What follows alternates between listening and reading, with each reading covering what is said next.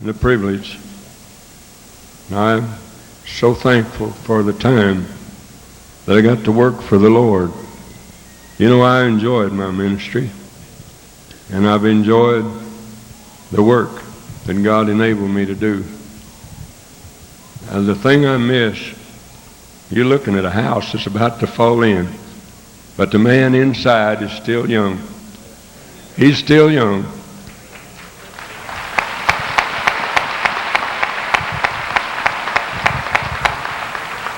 And I'm thankful for the college and what it means. And we're not getting the potentials from the college that we should. We got many things that can be and will be done if folks will get behind it, you know, and really push it. You got to do something about it. I never seen a church that done it on its own. Somebody's always had to push it. A revival never just happened, you know. It just took something to get it going. I want to thank Brother Ronnie Ham for his many kind words. He's been like a son to me, and I love him very much. There's been many people that God has helped me to have to work with over the years, and you know, most of the young men that work with me, and some young couples, I've had men and their wives, and my daughters travel with me in different ones, and I've enjoyed working with them. But I also had to be a little strict, you know, because you can't just take young people and turn them loose. I was thinking about something when Brother Ronnie was talking. One time he said, "Pop, how old am I going to be that you won't whip me if I don't mind?" I said, "You're not going to get that old while you're working with me."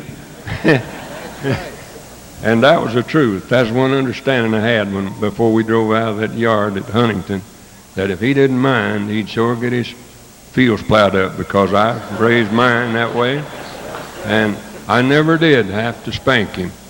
Never did. He was a good boy. Now, he's talking about me telling him not to marry that woman he married. I'll tell you what, he was 17 years old when he's getting ready to get married, and I said, "Son, I think you're too young to get married." Well, apparently he wasn't, because they've had a good marriage. He's got a wonderful wife, and I love her. I loved her then. But I just thought this too young. But anyhow, he always likes to gouge me with that whenever time they come visit. You know, say, "What do you think? You think I done a good job on this?" Well, he did. But anyway, we always have a little something to fun about. But folks, we got a college out there that needs help real bad. We really do. And we need your prayers and your backing. And I wasn't told what to say or that I was going to get to say anything.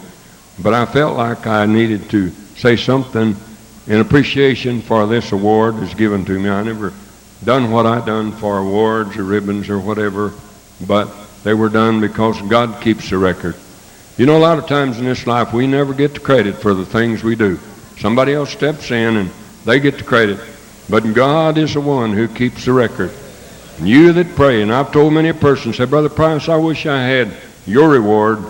I say, "Don't count on it, because there's lots of little old gray-headed ladies and little old brothers that nobody even hardly knows that's going to have a crown that'll probably outsurpass mine, because they prayed for me and they were faithful. You know, as Paul said, 'Be thou faithful unto death, and I will give thee a crown of life.'" You know, that's the thing, is being faithful unto death. It's not faithful for a while. There's a lot of people that's been in the limelight right in our general assemblies. They're gone today.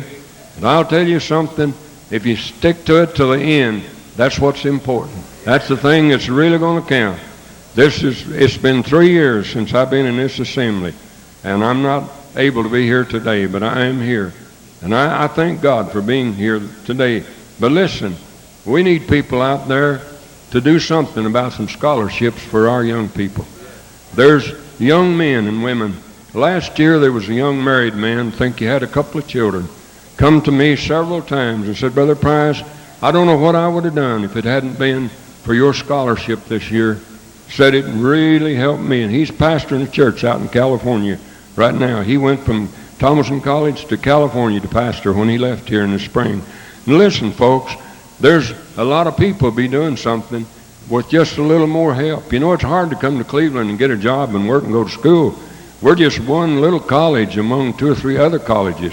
There's 3 colleges I can think of here that are big colleges with a lot of students. And it's hard for our people to come here and get work. But if we have people, my daughter died 4 years ago this October coming. How many of you knew my daughter? But she died, and I wanted to make a scholarship in her memory. It wasn't as much as I wish I could have done, but you can only do what you can, you know. But if you've got a daughter that's gone on to be with the Lord, or a husband, or a wife, or a father and mother that you really loved and want to have a memory, you put a scholarship out there, even a small one, and every year it'll be helping some student to go to school. It'll help them to get be able to make better grades because they won't have to get out and scrounge around and try to find something washing dishes or working in some fast food store or restaurant. But we need people that will make a scholarship. Now, I wasn't told to say this. Fact is, they knew I was going to say it. They probably would have told me not to. But we need that. And some of you folks are like me. You're not going to be here a lot longer. And you know you're not going to take a thing with you. Nothing here. But what I think about, and I lay on my bed, and I can't preach anymore. I can't do anything, and I think, well, there's this brother and that brother that's out there doing something for God. Now, I'm bound to have a little part of that. You know, that's the thing. When you can't do it anymore, somebody's going to be doing the work. Praise God, these young people that marched in here that's representing Thomason College, many of them are the future state overseers and general workers that's going to see the church perfected. It's going to be perfected and presented to the Lord, a glorious church without spot or wrinkle. We got a lot of spots and a lot of wrinkles today. I think sometime that we could see the bride like she actually looked. It looked like she put on her beautiful garments and went out to look at the new pigs and fell in the hog pen. It's the truth. There's so much that we've hung on to and we want to hang on to that this world has to offer. Let's remember the covenant we took when we become members of the church. Let's remember the vow that we made before God and the witnesses there, that we'd accept the whole Bible rightly divided. The New Testament is our only rule of faith and practice, government discipline, that we'd walk in the light. What is the light? That's what's already been put there. You get in it, you stay in it. Too many people's gone out of it.